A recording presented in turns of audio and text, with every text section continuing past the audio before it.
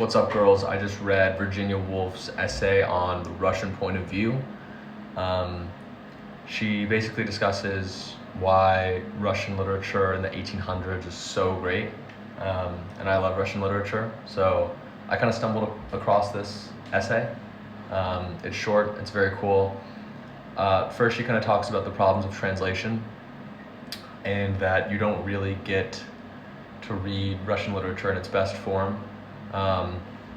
She starts by saying, like, Americans don't even really, get the full benefit of reading English literature from England because they're not plugged into like certain cultural things, and different words, even though they're in the same language, start to take on different connotations culturally.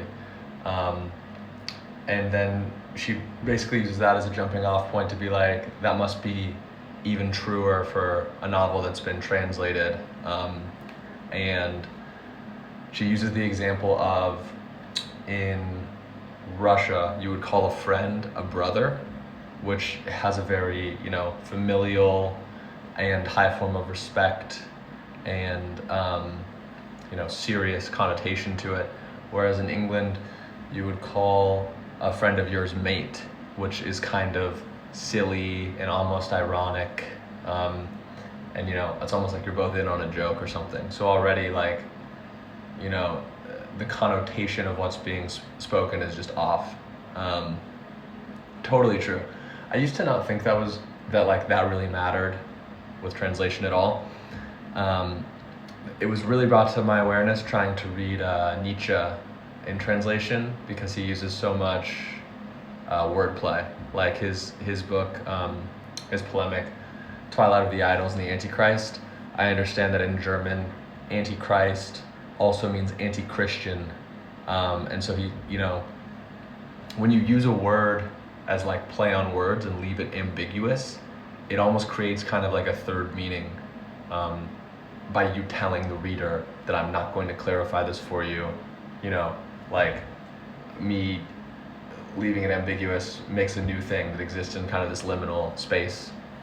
Anyway, she then goes on and she discusses Chekhov, Dostoevsky, and Tolstoy, all individually. She talks about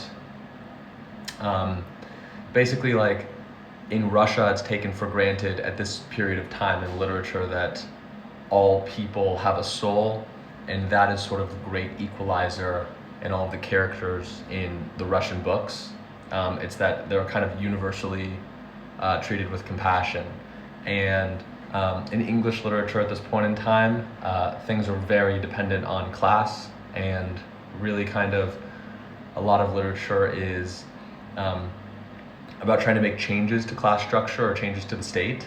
And so, like, she gives the example of, if you were to make like an upper class boat captain in an English novel have an affair on his wife, he would immediately be associated with all of these different kind of like assumptions and class structures, and it would almost be kind of funny and like a satire.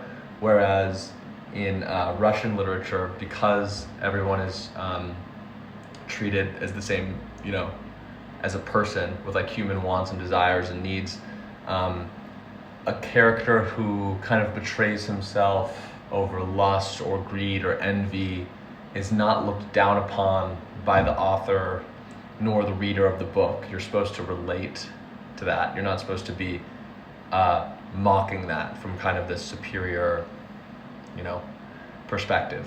And I've always loved Russian literature. I never really understood or was able to articulate quite why it's so good relative to other literature for this period of time, and why like everyone is obsessed with it. This essay, I think, helped bring my attention to some of those reasons, which was very cool. She is her